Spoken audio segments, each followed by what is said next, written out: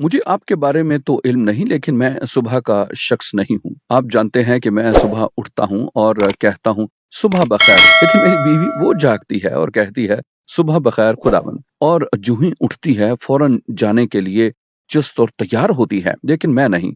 सुबह के औकात मेरे लिए सख्त होते हैं, मेरे लिए मुश्किल हैं। मुझे याद है एक बार मैं सारी रात की दुआया इबादत में था।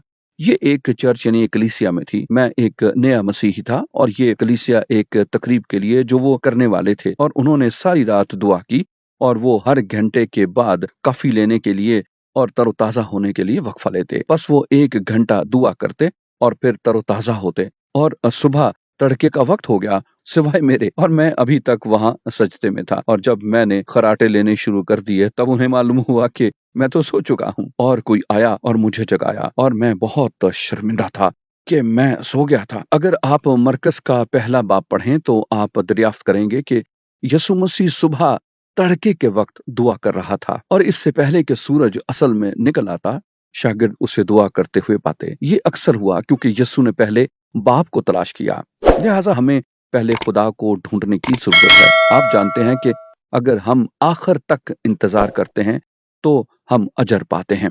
ऐ खुदावंद मुझे मुआफ कर, मैंने वक्त जाया कर दिया, मैंने उसे फूंक दिया। हमें अपने दिन का आगाज ये कहते हुए खुदा के साथ करने की जरूरत है। अब मैं क्या करता हूँ कि मैं सुबह उठता हूँ, मुझे मेरी कॉफी चाहिए होती है, और नाश्ता करता हूँ और कपड़े पहनता हूँ और साफ सुथरा होता हूँ, और फिर मैं खुदा से बात करना और खुदा से मुलाकात करना शुरू करता हूँ, और वो मुझसे मुलाकात करता है। लिहाजा मैं आपकी आज हौसला अफजाई करना चाहता हूँ कि आप अपने दिन का आगाज खुदावंद खुदा के साथ करें। दिन का आगाज पहले उसको तलाश करने से करें, लिहाजा पहले उसकी तलाश करें।